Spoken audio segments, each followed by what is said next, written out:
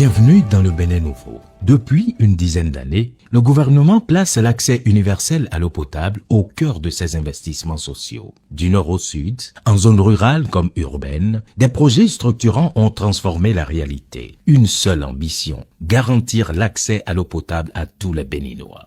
Le centre du pays, les collines, le cœur du Bénin, et longtemps cœur sec. À Dassazoumé, on ne puisait que 398 mètres cubes par jour.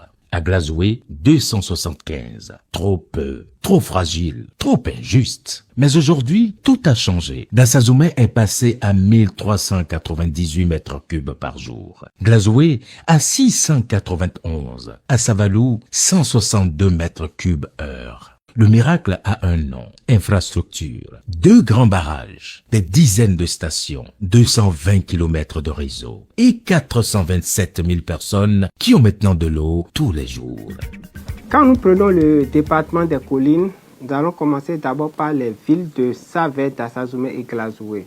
Au niveau de ces 3 villes, il y a avec le projet qui a été mis en œuvre par le gouvernement, il y a un barrage de capacité 2 millions de mètres cubes qui a été construit à Aedjoko, ainsi qu'une station de traitement ultra moderne de capacité 1500 mètres cubes à Gobé.